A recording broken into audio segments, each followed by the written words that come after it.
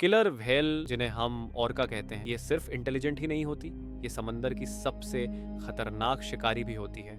ये ग्रुप में रहती है, फील करती है, समझती और याद रखती है। वर्ल्ड ऑफ ऑर्का में एक ऑर्का थी जिसका नाम था सिद्धो। 20 सालों से ये जगह की सबसे बड़ी स्टार थी। एक रात 2 एम्प्लॉय अपनी शिफ्ट खत्म कर रहे होते हैं और बात करते हुए कहते हैं कि सिद्धो अब पहले जैसी नहीं रही। जब से उसका बेबी हुआ है वो बिल्कुल बदल चुकी। ऑफिशियल स्टोरी ये थी कि बेबी मर गया था, लेकिन दोनों एम्प्लॉयज को शक होता। उन्हें भी लगता है मैं कि कंपनी ने बच्चे को अलग कर दिया और सिद्धो सब कुछ समझती। क्लोजिंग से पहले उनमें से एक औरत सिद्धो को चेक करने जाती है। वो उससे आवाज देती है, लेकिन सिद्धो रिस्पॉन्ड नहीं करती। वो औरत पूल के अंदर उतरती है ताकि पास से देख सके। अचानक उसके पीछे कुछ मूवमेंट महसूस होती है। सिद्धो उसके घेरे घूमने लगती है, धीरे गहरी सर्कल्स में, और फिर अचानक अटैक। पानी लहू से भर जाता है और चीख पूरी फैसिलिटी में गूंज उठती है। वहीं दूसरी तरफ मैटी एक रेस्टोरेंट में काम कर रही होती है। अचानक पीछे से आवाज आती है। वो चढ़ता है। उसका बॉयफ्रेंड जो अभी ग्रेजुएशन करके आया होता है। मैटी पूछती है कि ट्रिश मुझसे नाराज तो नहीं? मैं सेरेमनी में नहीं आ सकता। चढ़ मुस्कुराता है, कहता है मैं कवर कर गया था, सब ठीक है। मैटी की ग्रेजुएशन अगले हफ्ते होती है, इसलिए चढ़ उसके लिए एक छोटा सा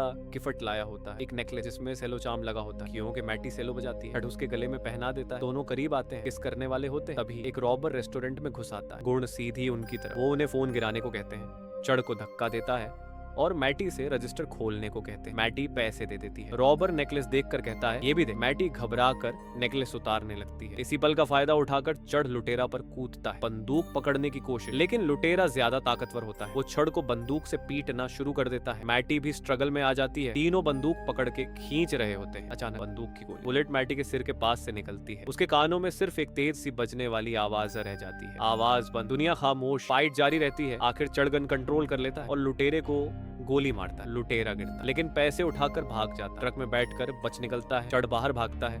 नेकलेस जमीन पर गिरा होता है। वह उठता है और मैटी को वापस पहना देता है। इसी वक्त वही ट्रक वापस आता है और सीधा चढ़ को कुचल देता है। तुरंत मौत। 1 साल बाद मैटी अब भी वेट्रेस होती है, लेकिन उसके कान परमानेंटली डैमेज हो चुके होते हैं। वो हियरिंग एड पहनती है। उसकी फ्रेंड ट्रिश मिलने आती है। वो गुस्सा होती है, कहती है कि तू फोन भी नहीं उठाती, 1 साल से मिले भी नहीं। दोनों बचपन से ट्रिप का प्लान करती है। ट्रिश कहती है कि सब कुछ पहले से बुक है, टिकट, होटल, सब। वो ट्रिप पर जाने का फैसला करती है। पैकिंग के दौरान मैटी को चढ़ की पिक्चर्स मिलती है। उसकी आंखों में आंसू, फ्लैशबैक। ट्रिश उसे संभालती है। तभी ट्रिश की नजर सेलो पर पड़ती है, धूल से भरा हुआ, पिन टूटा हुआ। वो पूछती है। मैटी धीरे से कहती है मैं अब खेल नहीं करती, और बात बदल देती है। कुछ घंटों बाद दोनों थाईलैंड पहुंच जाते हैं। पूल में ड्रिंक, फोटो, सोशल मीडिया। बीच पर जाते हैं। ट्रिश टूरिस्ट बूथ पर काम करने वाले जोश से फ्लर्ट करती है। एक औरत लकड़ी के सोवेनियर बेच रही होती है। वो दोनों लकड़ी के वेल खरीदते हैं। ट्रिश अचानक एक्साइटेड होकर कहती है तुम्हें याद है ना, तुम और चढ़ हमेशा सिट्टो के बारे में बात करते थे। फिर वो रिवील करती है मैं और का शो की टिकट ले चुकी हूँ। मैटी का चेहरा बदल जाता है। वो गुस्से में वहां से चल देती है। ट्रिश पीछे जाती है। मैटी कहती है मुझे कैप्टेंसी पसंद नहीं, मैं जानवरों को कैद में देखना सपोर्ट नहीं करती। वो कहती है मैं और चढ़ हमेशा सिट्टो के बारे में बात करते थे। उसका बच्चा निमोनिया से टैंक में मर गया था, लेकिन हम कभी ऑफिशियल स्टोरी पर यकीन नहीं करते। तो फिर वो कहती है हमारा सपना था ऑर्कास को देखना, लेकिन कसम से जंगली समंदर में आ जा। ट्रिश अपनी गलती के लिए माफी मांगती है और दोनों तय करती हैं कि अब कोई और एक्टिविटीज ट्राई करेंगे। दोनों फिर से इंफॉर्मेशन बूथ पर जाती है, जहां जोश उन्हें घूमने के कुछ आइडिया देता है।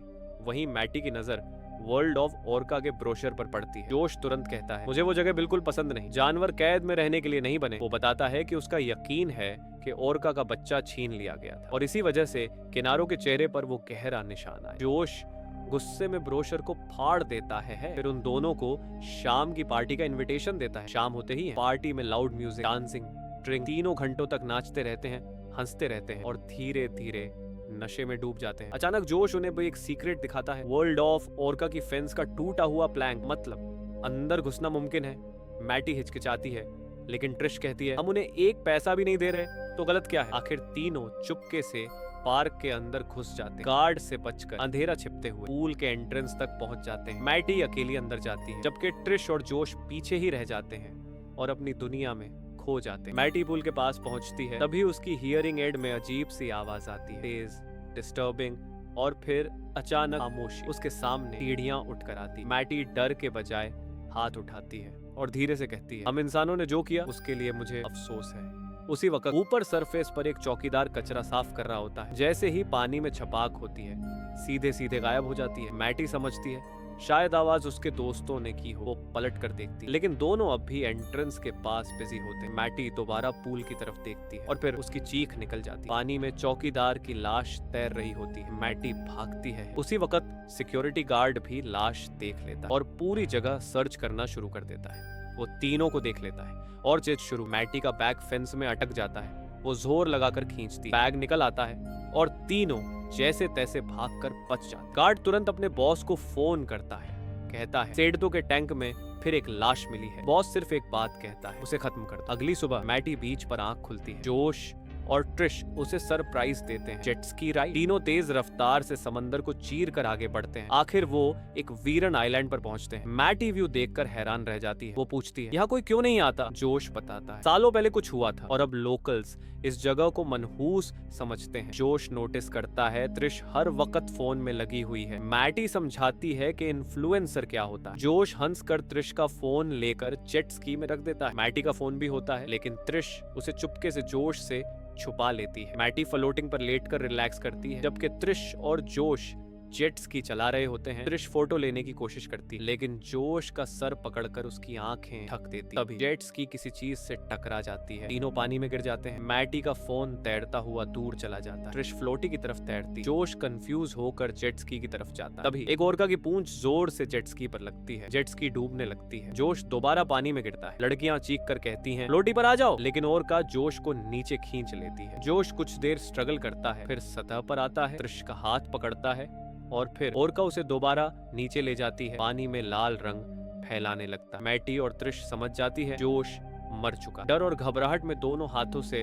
फ्लोटी को चलाने लगती है। तभी ओरका नीचे से गुजरती है और खून उन पर छिड़क जाता है। शॉक के बाद वो पूरी ताकत से एक चट्टान तक पहुंच जाती है, लेकिन चट्टान पर चढ़ने से पहले ओरका रस्सी पकड़कर फ्लोटी को वापस खींचने लगती है। कुछ देर बाद वो छोड़ देती है। मैटी रस्सी को पानी से बाहर निकाल लेती है। ओरका दोबारा आती है। मैटी उसका मूड हुआ फिन देखकर पहचान जाती है, ये सिद्धो है। सिद्धो पास आकर भी कुछ नहीं करती और वापस चली जाती है। मैटी की हियरिंग एड फिर आवाज करती है। सिद्धो सतह पर आकर उन्हें देखकर एक आवाज निकलती है और फिर गायब। वो नीचे से फिर गुजरती है, लेकिन अटैक नहीं करती। मैटी समझ जाती है बचने का एक ही रास्ता है, तैरना। सिद्धो करीब आ रही है। त्रिश पहले जंप करती है। मैटी जंप करने ही वाली होती है कि हियरिंग एड फिर शोर करती है। वो फ्रीज हो जाती है और पानी में गिर जाती है। उसकी एक्स्ट्रा बैटरी वाली पाउच जेब से निकाल कर तैरने लगती है। सीढ़ियां करीब होती हैं, इसके लिए मैटी वापस तैरने लगती है। त्रिश तैरने के आखिरी वक्त पर चट्टान पर चढ़ जाती है। मैटी शर्मिंदा होकर माफी मांगती है और अपना बैग त्रिश की तरफ फेंक देती है। तभी सीढ़ियां दोबारा रस्सी खींचती। इस बार प्लग निकल जाता है। फ्लोटी हवा छोड़ने लगता है। मैटी बिना सोचे पानी में कूदती है और पूरी ताकत से चट्टान की तरफ तैरती है। त्रिश उसे ऊपर खींच लेती है। इस दौरान मैटी का पांव सीप पर लगकर जख्मी हो जाता है। सीढ़ियां उछलकर उसे काटने की कोशिश करती, लेकिन दोनों बच जाते हैं। दोनों एक दूसरे को जोर से गले लगाती है। तभी ट्रिश नोटिस करती है कि उसकी जांग जख्मी है। मैटी जैकेट उतारती है, छोटी सी पत्थर से आस्तीन काटकर जख्मों पर बांध देती है। दोनों बैठकर सोचती हैं। मैटी कहती है, जंगली में ऑर्काज इंसान पर हमला नहीं करती, सिर्फ कैद में होता है। इसका मतलब सीढ़ियां अभी भी खुद को कैद समझ रही है। जेट स्की डूब चुकी होती है। बैग चेक करने पर सिर्फ च्यूइंग गम मिलता है। खाने के नाम पर बस वही एक खाली सैंडविच बैग भी होता है। तृष्णा उसे फुलाकर धूप में पकड़ लेती है। कहती है 4 से 6 घंटे में इसमें पानी जमा हो जाएगा। दोनों मदद के लिए चीखती है, लेकिन कोई नहीं सुनता, इसलिए वो ताकत बचाने का फैसला करती है। कुछ घंटे बाद तृष्णा दूर समंदर में एक नाव देखती है। दोनों लड़कियां बोट देखकर पूरी ताकत से चीखने और हाथ हिलाने लगती, लेकिन बोट उन्हें नहीं देखती और धीरे धीरे नजर से गायब हो जाती। उस लम्हे मैटी को एहसास होता है टिट्टो पूल में क्या एहसास करती होगी, कैद, बेबस और बिल्कुल अकेली। तभी पानी के नीचे एक परछाई गुजरती है। टिट्टो। मैटी की हियरिंग एड फिर से अजीब आवाज निकलती है। दोनों नीचे देखती हैं और उनकी सांस रुक जाती है। जोश का कटा हुआ बाजू, जिसकी कलाई पर अभी भी टॉर्च बंधी होती है। मैटी अपना बैग आगे बढ़ाकर उसे पकड़ने की कोशिश करती है। पैर फिसल जाता है। वो गिरने ही वाली होती है कि ट्रिश उसे पकड़ लेती है।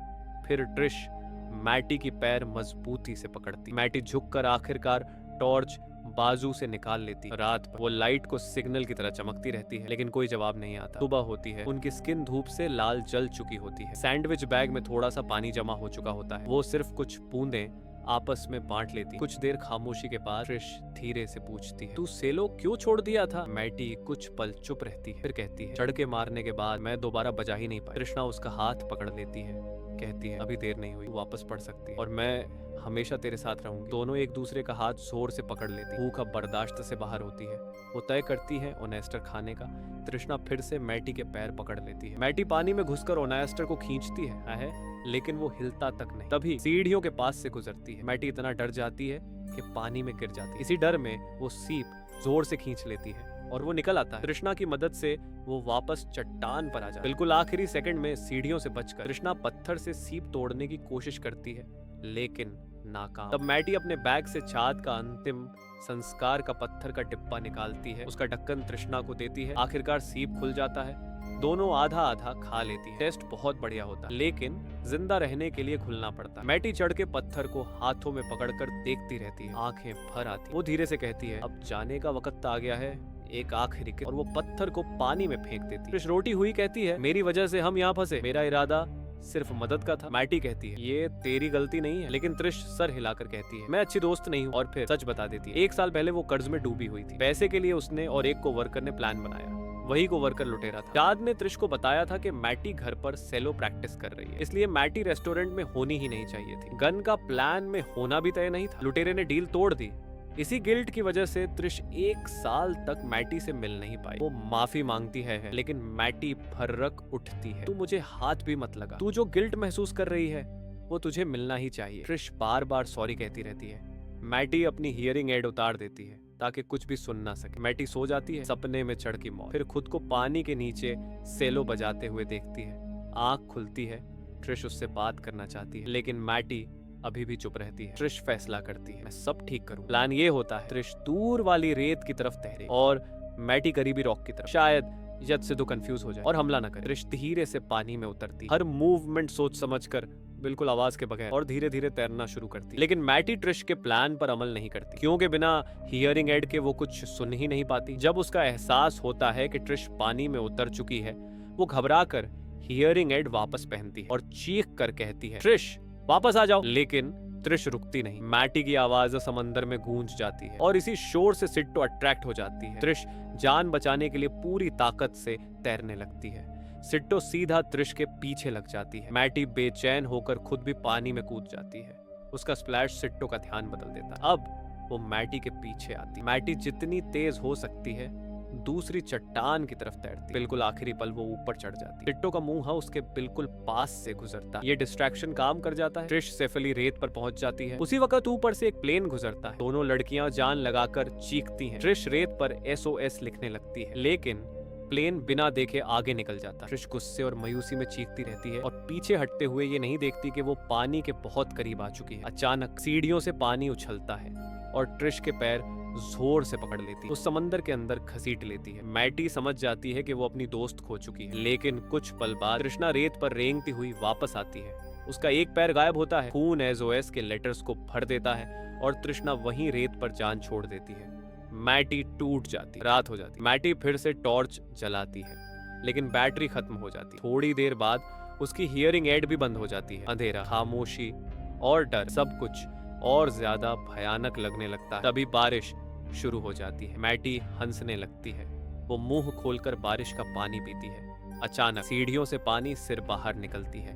मैटी उसके चेहरे के गहरे निशान को देखती है और समझ जाती है कम अज कम ये ओरका आजादी के लिए लड़ी थी। इसी ख्याल से मैटी में हिम्मत आ जाती है। वो पानी में उतरती है और पूरी ताकत से आगे वाली रॉक फॉर्मेशन तक तैरती है। अब वो एक रॉक से दूसरी रॉक पर कूद सकती है और आखिर रेत तक पहुंच जाती है। मैटी ट्रिश के पास जाती है, उसकी आंखें बंद करती है और उसे वहीं दफन कर देती है। फिर उसे याद आता है ट्रिश का फोन वाटर प्रूफ था और वो जेट स्की में था। मैटी चट्टानों पर चलकर उस जगह पहुंचती है जहां जेट स्की डूबी थी। वो पानी में उतर जाती है और तेज तैरकर गाड़ी तक पहुंचती है। ट्रिश का बैग निकालकर सतह पर आती है। बैग में सेलो का पिन और फोन मिलता है। वो कॉल करने की कोशिश करती है, लेकिन फोन बंद हो जाता है। अचानक पीछे कुछ हिलता है। मैटी डर जाती है, लेकिन वो सिर्फ लाइफ जैकेट होती है जो जेट स्की से निकल आई होती है। उसी वक्त सिट्टो वापस आ जाती है। मैटी दोबारा पानी में घुस जाती है। नीचे कुछ काम का ढूंढने की कोशिश, लेकिन कुछ नहीं मिलता। सिट्टो करीब आती है। मैटी जेट स्की के पीछे छुप जाती है। सिट्टो बिना देखे आगे निकल जाती है। मैटी सेलो का पिन उठा लेती है लेकिन अचानक उसका नेकलेस रॉक में फंस जाता है। वो स्ट्रगल करती है, चेन टूट जाती है, मैटी पिन पकड़ लेती है और जैसे ही सिद्धो करीब आती है वो पिन से उसे घायल कर देती है। सिद्धो दर्द में चीख कर दूर चली जाती है। अब मैटी सेफली सतह पर आ जाती है, लाइफ जैकेट पकड़कर पूरी रात तैरती रहती है। सुबह के वक्त आखिरकार एक हेलीकॉप्टर नजर आता है, रेस्क्यू हो जाता है। कुछ वक्त बाद मैटी एक कॉन्सर्ट में दोबारा सेलो बजा रही होती है, जिंदा, मजबूत और आजाद। अगर आपको ये स्टोरी पसंद आई हो तो चैनल को सब्सक्राइब करें और बेल आइकन ऑन करना ना भूलें ताकि ऐसी और मूवीज आप मिस ना करें। देखने के लिए धन्यवाद।